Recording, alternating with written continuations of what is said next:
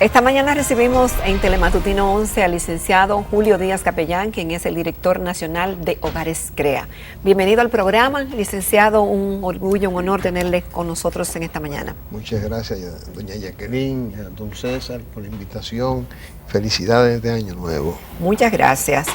Hogares CREA es una institución reconocida que tiene mucha credibilidad en la sociedad dominicana por el trabajo que durante varias décadas ha venido haciendo, rescatando, como decíamos en la introducción del programa, a jóvenes y adultos de la adicción a las sustancias prohibidas, especialmente algunas drogas, algunos tipos de drogas.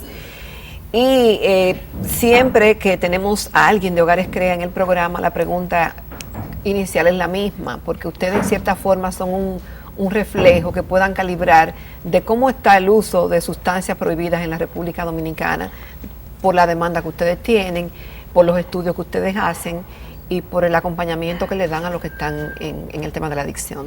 Sí, correcto, doña Jacqueline.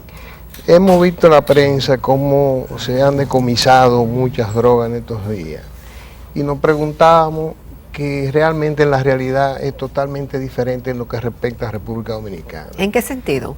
En el sentido de que la calidad y el flujo de sustancias no ha disminuido. O sea, siguen los ingresos, sigue llegando muchas drogas, muchos usuarios. ¿Pero siguen llegando de paso o sigue llegando drogas para consumir aquí? No, se supone que nosotros no producimos droga. Esa droga se supone que llegue aquí, paga un peaje y el destino final sea Estados Unidos o Europa, que es donde realmente es el negocio. Pero ¿qué ocurre? Que cuando esa sustancia se queda aquí, hay dos elementos. O no la pudieron introducir en Estados Unidos o aquí o en Europa y se quedó aquí, y por eso el flujo, el usuario tiene más acceso a alta calidad y barata de droga. O realmente está entrando, están deteniendo su envío, pero no es el flujo constante. O sea, sigue introduciéndose mucha droga. ¿Y de qué drogas estamos hablando de mayor consumo en la República Dominicana? Sí, nosotros el mayor consumo nuestro es la cocaína, en todas sus versiones.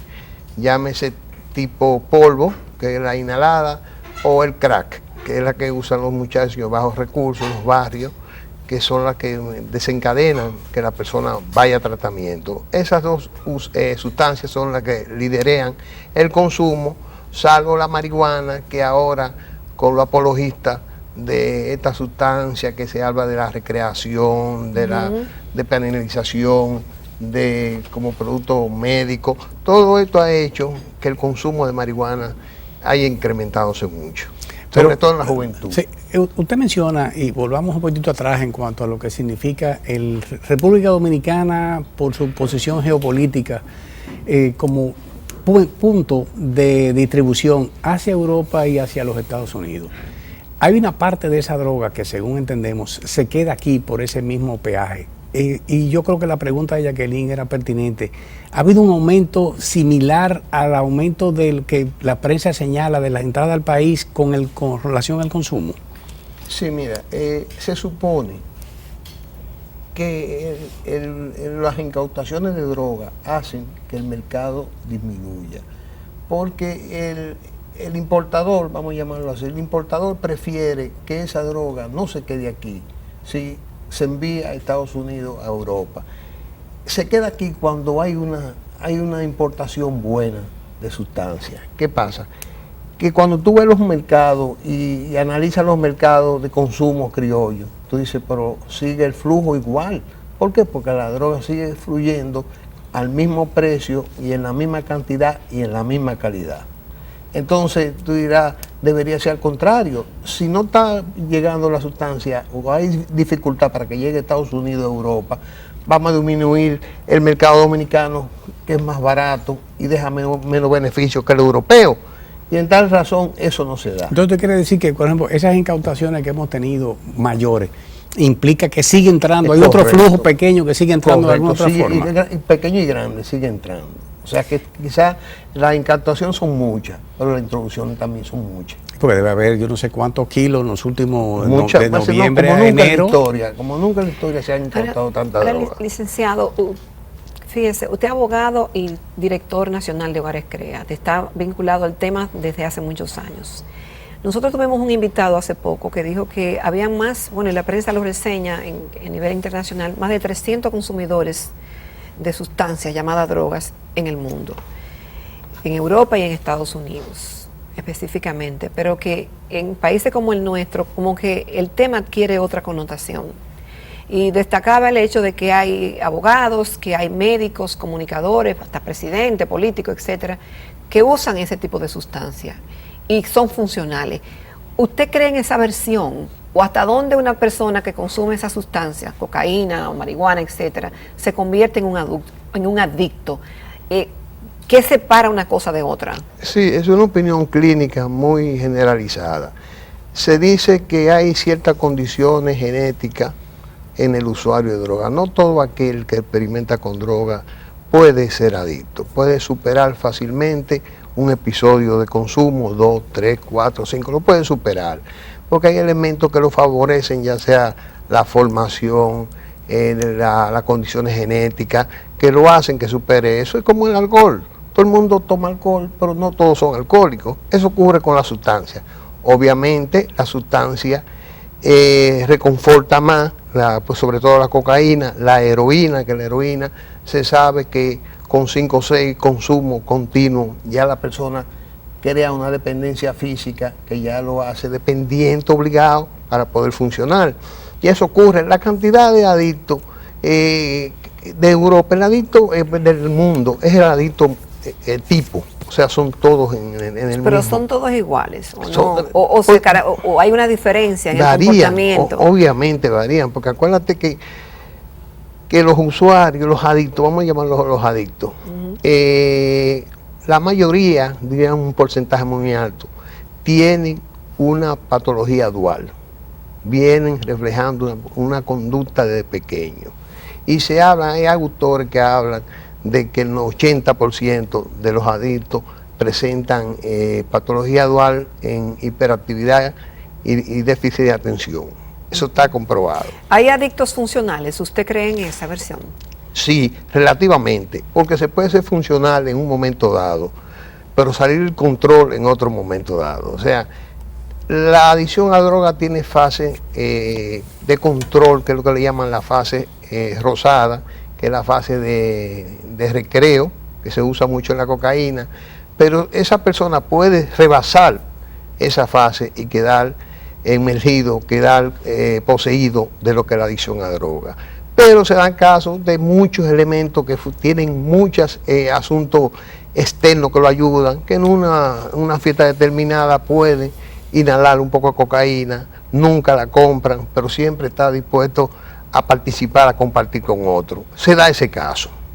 Jacqueline mencionaba ahorita y con preocupación el asunto de qué implica esto para la familia en cuanto a la composición de esos adictos que ustedes tratan en Hogares Crea. ¿Cómo se refleja en la sociedad? ¿De qué clase estamos hablando? Mira, es lo que digo, así de todas clases sociales. Hemos visto a través de la historia que hasta un hijo de los Kennedy murió por una sobredosis. Pero me refiero al sí, país. Aquí también se da lo mismo. Lo que pasa es que hay asuntos que son tratados muy soslayadamente, se mandan fuera, pero hay un problema muy serio, y lo vemos cada vez que tú envías, que te piden una charla en un colegio de clase media o clase media alta, que tú percibes que hay un problema serio de drogadicción. O sea que eso es un mal que ciertos grupos sociales lo manejan a su manera.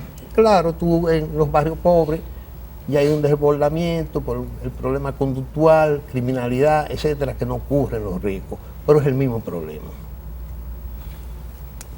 Definitivamente grave la situación. Ahora, don Julio, ¿son recuperables los adictos? ¿Y hasta qué punto se puede volver a la normalidad? Sí, mira, ese es un tema muy tratado, que se hablaba de que una vez es adicto para toda la vida. Pero eso ya ha venido cambiando con el enfoque que le da la NIDA, que dice que sí. ¿Qué le da? La NIDA, que es el organismo norteamericano en atención a la prevención. Dice que sí, que es recuperable, lo que tiene que tener la atención adecuada y los elementos que lo ayuden. porque cuando se trataba eso, se hablaba, cuando se enfocaba la droga en función de la heroína, que todavía hoy la heroína se considera una sustancia de difícil trato, de no recuperable. Entonces, ¿por qué? ¿Qué han hecho los tratadistas con la heroína? Suministrarle metadona para que puedan funcionar, que es un sustituto de heroína, y los mantienen funcionando dentro del sistema, trabajando con su esposa, haciendo vida social, pero ya sin el uso de sustancias ilícitas. Ya ese elemento desapareció, ya existen muchos grupos y existen muchas evidencias de que sí, la adicción tiene recuperación, es una recuperación obviamente tediosa, larga, porque una vez terminado el proceso de internamiento necesita lo que se llama post-tratamiento. Es más largo todavía el tratamiento. Don Julio, ¿y el estigma social que implica para una persona que consume sustancias y que es considerado adicto, que muchas veces, en la mayoría de los casos, la familia no quiere admitirlo, lo esconde, el mismo adicto siempre lo niega, se le trata diferente y la sociedad lo ve diferente? ¿Eso ha cambiado o hay una visión más humanística, si se quiere, del adicto en la sociedad dominicana? Sí, ha cambiado, ha cambiado mucho, porque si nos remontamos a la década del 60 y el 70, eran ya bichos raros. Ya hoy en día la gente tiende a ver esto como una enfermedad, o sea, ya es una enfermedad como otra cualquiera, que la puede padecer cualquiera, de cualquier clase social. Que no hay clase social. No hay clase social. Que no hay color de piel. Que no hay nada, o sea, todo. Y la historia, a través de la historia vemos todos los casos de personas importantes, de hijos de gente importante que han recurrido al uso de drogas. O sea, de manera tal que ya eso no es un estigma que vale. Ya la gente, inclusive los mismos gobiernos, apoyan, financian un programa porque ya entienden de que parte de la solución es dar recursos para que esos jóvenes se recuperen. ¿Y cómo se crea conciencia? Eso de los recursos. En el segundo, en el próximo segmento. Exactamente, ¿verdad? La conciencia que hay de los gobiernos y el apoyo para instituciones como Hogares Crea, luego de la pausa comercial. En breve regresamos.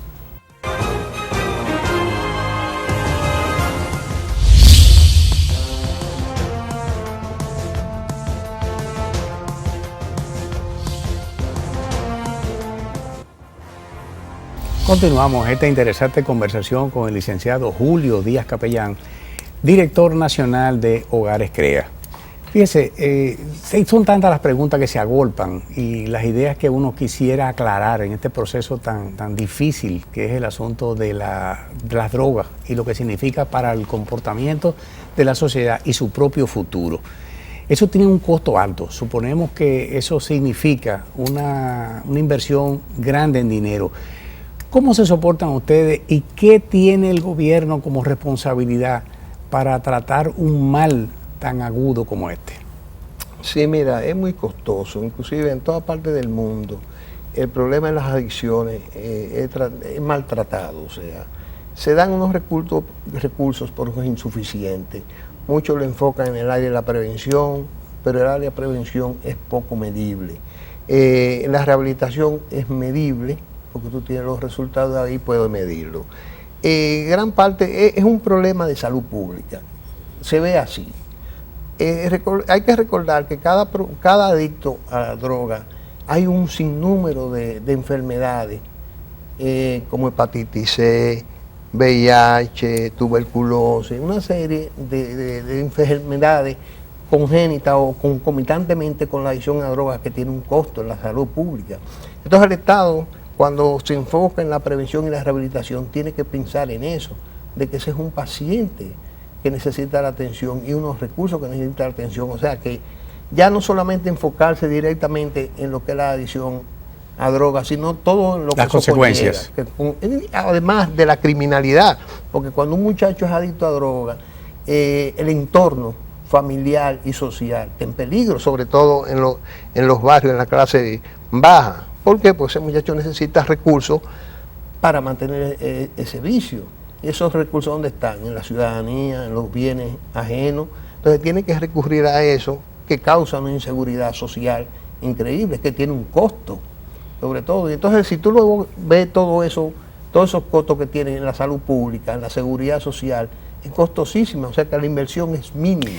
¿Cómo se mantiene Hogares Crea? ¿Y qué parte del presupuesto de lo que ustedes gastan es facilitado por el gobierno? Sí, mira, afortunadamente el gobierno de Danilo Medina en los últimos 2 periodos, los últimos 2 años, no ha aumentado algo, se puede decir, llevándolo a 48 millones de pesos anual para 45 hogares con una población de 100 internos. 45 hogares en toda la geografía nacional. En toda la geografía nacional. 120 internos. 1.200 internos. 1.200. ¿Eso qué implica? Eso implica todo tipo de atenciones, desde médica, alimentación,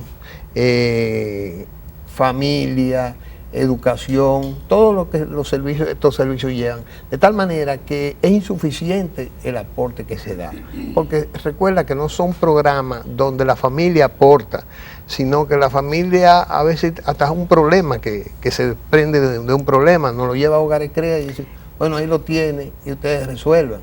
En otros programas donde presentan ciertas condiciones económicas presentan un programa, presentan un programa, ellos ven que el paciente no es recuperable, pero te hacen firmar un contrato que si a los 2 días hay que votarlo, tú pierdes todo el dinero que tú aportaste. De tal manera que no es el enfoque humanístico que nosotros le damos. Nosotros siempre creemos... Hay pacientes que no son recuperables, usted mencionó la palabra. Difícil, pero no es recuperable. Entonces, ¿qué pasa? Los programas irresponsables, ¿qué hacen con los pacientes? No les gustan los pacientes difíciles. ¿Por qué? Porque eso conlleva mucho trabajo, mucho costo y el averaje le baja mucho. Que ellos se cuidan mucho en eso.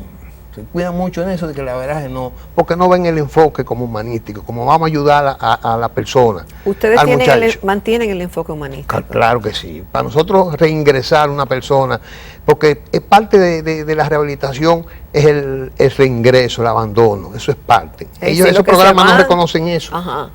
Si vuelven, ustedes lo aceptan. Correcto. Yo creo que el nombre Leopoldo Díaz está unido básicamente a lo que fue, cuando era simplemente un Quijote que andaba, que la gente lo veía como que andaba detrás de una quimera imposible, y ustedes lo han continuado de una manera muy directa y viva. Yo quiero saber... Lo que pasa es que don Leopoldo, mi papá, no es un aventurero dentro del programa. Él fue un afectado directamente al problema de la adicción a droga. O sea que yo fui su dolor en un momento determinado y buscó ayuda en los Hogares Crea. Es decir, fue por usted. Por mí, correcto. Porque usted era adicto a alguna sustancia. Correcto. Y eso le sirvió a él Hace 43 años él buscó ayuda en Puerto Rico e hizo esta misión para él, para la familia y toda la familia que tenían problemas de adicción a droga. Yo lo felicito inclusive por esa admisión. Gracias. ¿Cómo está don Leopoldo? No sé por si no está viendo el programa. Que él ahora debe estarlo viendo. Un usual visitante a nuestro programa, lo recibíamos siempre con mucho cariño. Como te dije, está se mueve poco, pero está muy lúcido. Tú te sientas a conversar con él, responde muy bien, discute los temas muy profundamente. Un gran abrazo desde nuestro cariño desde aquí. Mira, pero yo continuaba en la pregunta final. A la familia dominicana, sobre todo a la familia que tiene el riesgo, porque simplemente tiene hijos, tiene jóvenes en el medio, ¿qué tú les recomiendas para que no permitan que ese muchacho caiga o eviten que ese muchacho caiga finalmente en estas cosas donde se destruye, se deteriora, termina siendo un guiñapo y de difícil recuperación? Sí, mira, es muy difícil contestarte eso. Se habla de elementos de prevención, se busca la forma, siempre hay una conducta previa. El muchacho empieza desde muy joven a dar unas señales que te son alarmantes, tú empiezas a buscar la recuperación, empiezas a buscar, evitar de que caiga ahí. La conducta, los amigos, la mala aplicación en las escuelas, la ira que suelen hacer, una ira la promoción muy fuerte. de los medios. Sí, los medios, o sea que han hecho también, los medios han hecho todo un acto sano Hay una película que me parece muy buena, que anda ahí, pero yo digo, pero el problema es hacerlo víctima, una víctima que lleva simpatía, que a la misma vez promueva de que el que tiene eso, en vez de buscársele una ayuda, una estrategia, se le facilite. Entonces es muy peligroso. A los muchachos hay que estar enseñándolos, hablando con ellos. Mira, esto es así, porque los grupos de los iguales son más fuertes que usted y que yo. Sí. Tienen una presión muy fuerte. Y lo que usted y yo le digamos, eso no es nada. Pero No, la autodeterminación es individual. Pero ¿cómo crear conciencia en ese joven de lo que pudiera terminar siendo si continúa o inicia por esa ruta? Usted hacer su rol como padre, orientar y hablar con él, enseñarle, educarlo, pero esa fuerza de los iguales está ahí, que con el que usted tiene que trabajar.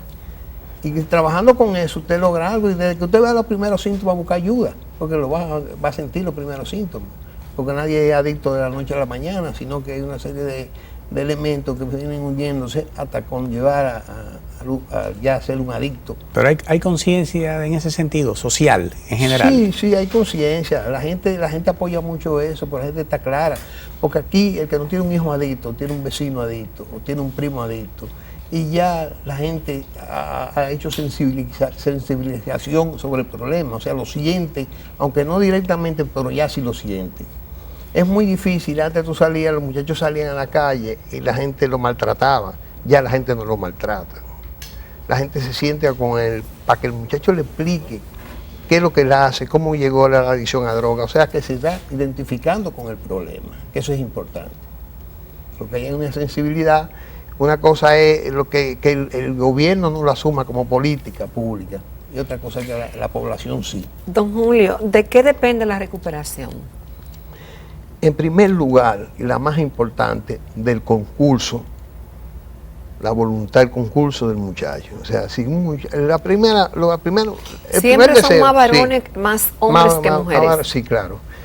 El primer paso es que el muchacho acepte el problema, que no es importante tampoco. ¿Por qué? Porque el muchacho va para complacer a la mamá, al papá, a una presión política. Ese primer paso quizás él no esté identificado con la causa, pero ahí que entra el terapeuta a trabajar con él para que haga de sí esa decisión, porque en los esquemas de tratamiento está lo que es el pensamiento de cambio, la contemplación y el deseo al cambio. Hay unos procesos que se tienen que ir dando y el terapeuta irlo trabajando en la función de que vayan manifestándose.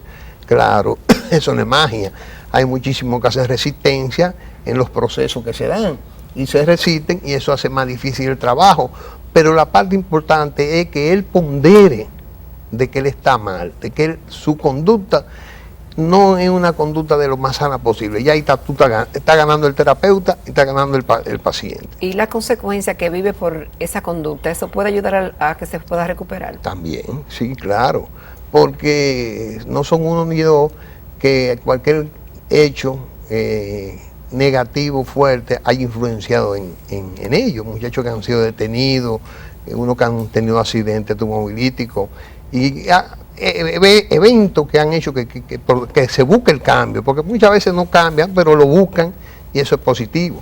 Ok, la ola que hay, que se está viendo ahora mismo en Estados Unidos, por el uso, la liberalización del uso específicamente de la marihuana, del uso recreativo, del uso terapéutico, medicinal, algunas controversias en ese sentido, la posición que tenía el presidente Obama, ahora el presidente Trump es un poco distinto y dice que puede el gobierno intervenir en ese tipo, en modificar esas leyes. ¿Cómo usted lo ve, esa apertura en algunas ciudades? Sí, yo en la parte de la marihuana, la parte que más me preocupa es la recreativa, porque la medicinal, si hay evidencia científica, yo creo que está. Ahora, se está viendo que concomitantemente con esta tolerancia a la sustancia, están apareciendo una serie de drogas de diseño más peligrosas. Drogas de diseño. Sí. ¿Qué quiere decir anfetamina, fabricada en laboratorio, químicos fabricados en laboratorio en patio. Patillitas. Sí, en patio y en laboratorio de mala muerte que producen daños reales muy feos. Entonces, la reacción del presidente Trump me parece que es un equilibrio a lo que él venía, a lo que se venía a venir. O sea, era un proceso de cambio tan fuerte con el asunto de la droga que ya hubo un freno, un momento dado, que todos los estados ya estaban en la política de tolerancia, libertad, pero hubo un freno que han seguido, pero ya con un freno diferente, porque ya el presidente Trump ya habló de los daños de la droga de diseño y habló hasta de números de los muertos que van por esa, y de heroína. O sea, acuérdate que la heroína era una sustancia que estuvo muerta como por 10 años y ya volvió a resurgir. Y es la sustancia que más está matando en Estados Unidos. Eso preocupó al presidente. Y los apologistas criollos que hablan de esa posibilidad de que aquí tienen algún éxito. De que se libere el uso. De que se libere el uso. Eso que él habló de los apologistas, los que defienden esa posición de que se libere el uso de la sí, y lo marihuana. Hay, pues ellos tienen, porque eso causa simpatía dentro de la juventud. Pero que es lo que siempre hemos discutido. No es lo mismo tú en Ámsterdam, en cualquier ciudad de Europa, un muchacho de clase, estudiante, usar marihuana, que en un país del tercer mundo, muy pobre, donde apenas ni la juca la sabe usar, porque no la saben usar. La usan para no fumar, para matarse. Entonces, ese tipo de formación, ese tipo de educación, porque yo estuve en el Cairo y yo vi la gente fumando eso, sin nadie se aboca a una fumadera compulsiva como la hay aquí. Aquí es menor y todo hace, es una forma, de tal manera que si la marihuana la legalizan, vamos a llamarla así, o cualquier efecto va a ser desastroso para una juventud como la nuestra. Pero yo pregunto, ¿el consumo de la marihuana puede inducir al consumo de drogas más fuertes? Claro que sí, claro que sí. Muchos alegan que no, pero sí, porque es una droga como el alcohol, es una droga de inicio. Cuando tú estás en el uso de marihuana, alcohol y cualquier otra sustancia, ya tú estás dentro de un submundo, que tú cambiarla uno a otro, muy fácil. Y quizás la marihuana no sea la más recreativa y la que más beneficio a nivel psicológico o estímulo brinde, quizás sea otra. Y ahí es que entra, que tú tengas contacto sobre esa sustancia más peligrosa que llega a través de la marihuana. Porque el que te vende la marihuana te vende la cocaína y vende otra sustancia, porque es un vendedor ilegal. Para finalizar, don Julio, ¿cuáles son las metas de Hogares Crea para este año y de qué forma la sociedad puede colaborar para la rehabilitación de estos jóvenes y adultos y que se integren a la sociedad de manera productiva? Sí, la meta nuestra es reforzar la calidad del tratamiento, que obviamente eso se lleva a cabo con recursos, sobre todo capacitación, preparar más los muchachos en el área de lo que es la terapia ocupacional, porque carecemos de eso. A veces los muchachos están en un ocio por falta de esa terapia. Esa es la parte que más queremos, y que la persona que pueda entender que no tiene que ser en dinero, no tiene que ser en dinero físico, puede aportar en cualquier bien que pueda beneficiar la educación de esos muchachos. Bien, muchísimas gracias, don Julio. Esperamos que este año sea un año bueno y que más jóvenes puedan ser integrados a la sociedad de manera productiva. Le felicitamos por su labor. Gracias, Jacqueline. Y un feliz 2018. Señores, vamos ahora a la rectita final de Telematutino 11.